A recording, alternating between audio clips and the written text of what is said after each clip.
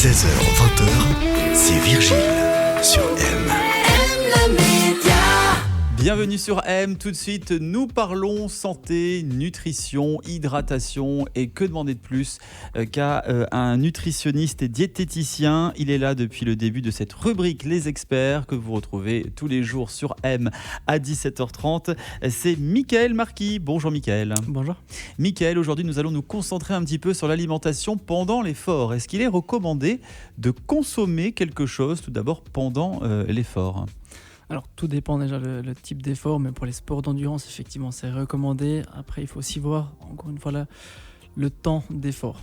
Pour les efforts assez courts, pas forcément, mais pour les efforts déjà un petit peu plus longs, on va certainement y revenir par la suite, c'est recommandé. Pour nous, en tant que diététicien du sport, les deux objectifs, c'est vraiment de maintenir les réserves de glycogène musculaire le plus longtemps possible, ce qu'on a vu dans l'épisode précédent, et puis d'éviter tout ce qui est troubles digestifs. Donc ça, c'est vraiment ce qu'on va essayer de faire. Donc si on a moins d'une heure d'effort, il n'y a pas forcément besoin de consommer quelque chose, peut-être de l'hydratation, mais ce n'est pas non plus obligatoire. Alors au contraire, si nous faisons des efforts de 1h30, 2h, 3h, est-ce qu'il faut consommer quelque chose en particulier ? Est-ce que c'est recommandé ? Alors effectivement, là, dès qu'on dépasse l'heure d'effort, il faudrait consommer entre 30 et 60 grammes de glucides par heure d'effort. À quoi ça correspond finalement ? C'est peut-être donc une banane mûre, ça peut être un gel sportif, une barre sportive, mais finalement ça c'est quelque chose qu'on travaille vraiment en consultation. Et puis l'idée c'est de consommer ce sucre d'une part pour maintenir cette énergie le plus longtemps possible, d'éviter les troubles digestifs parce que c'est vraiment le nutriment le plus facile à digérer, et puis donc d'éviter tout ce qui est matière grasse, fibres, protéines notamment. Voilà pourquoi il y a des stands lorsque l'on fait des marathons ou alors par exemple 10 km, il y a des petits stands avec des bananes, avec des compotes, ça fait sens du coup. Exactement, oui. On va parler maintenant un petit peu de l'entraînement. Est-ce qu'il faut toujours consommer quelque chose, même à chaque entraînement ?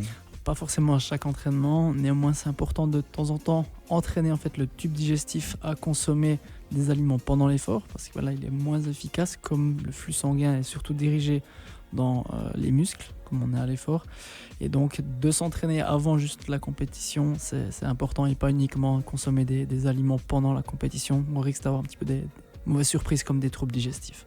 Et les petits snacks comme les fruits secs, les fruits à coque, est-ce que c'est une bonne idée de consommer ce type d'aliments ? Alors c'est vrai qu'on les retrouve assez facilement sur ces types de compétitions de course. Alors tout ce qui est fruits, effectivement ça peut être intéressant parce qu'on a beaucoup de sucre. Maintenant tout ce qui est fruits à coque, là on aura beaucoup plus de matière grasse avec également des fibres, donc ça plutôt à éviter. Même qu'on entend souvent que c'est une bonne chose, ça pour l'effort c'est plutôt à éviter. Merci beaucoup pour tous ces renseignements afin de bien s'alimenter pendant l'effort, avant l'effort et après. On voit donc qu'il faut tout de même suivre quelques recommandations pour pouvoir s'alimenter de manière correcte durant nos efforts. Merci beaucoup Michael Marquis pour ces précieux conseils, et puis on se retrouve la semaine prochaine pour d'autres conseils santé. À la semaine prochaine. M Média.